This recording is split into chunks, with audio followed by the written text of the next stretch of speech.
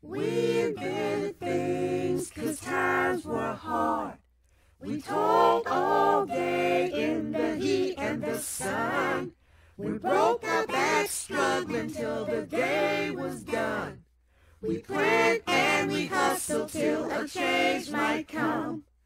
We invented things to get work done. Yes, we invented things to get work done. But even this did not stop slave owner Stewart from profiting from the design made by Ned the slave. He went into business without the patent approval and made money for himself off of Ned's work.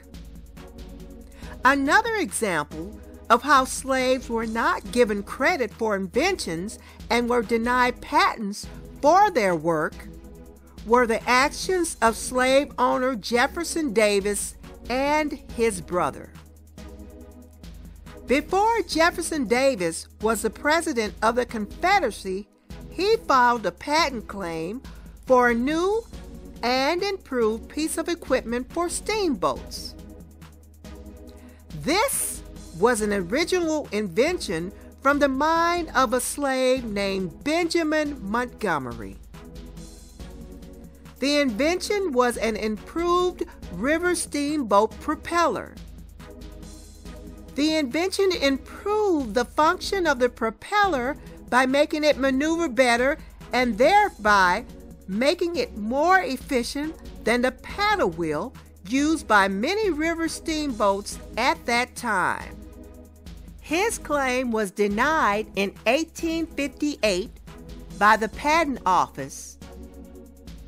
His brother Joseph Davis was next to try to get the patent approval by going another route and saying that because Benjamin Montgomery was his slave and he was his human property, he should be given the rights to the patent. And he too was unsuccessful in this attempt.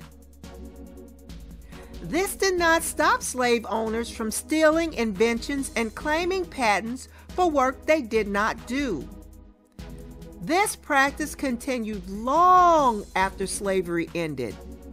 When some freed slaves tried to file for patents, they would need help from a lawyer to file paperwork because they had little formal education, if any. Many would sign the patent with an X because they could not write.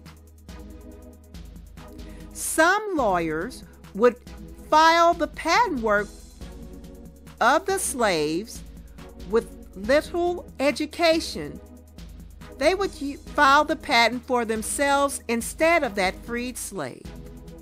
The first patent received by an African American was in 1821 by Thomas Jennings, who owned a dry cleaning business in New York.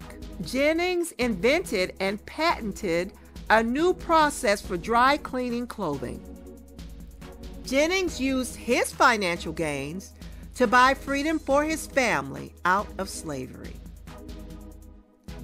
Even after this time, African American inventions were stolen, and some were fortunate enough to be able to go to court and win the right to their patents, while sadly, others were not.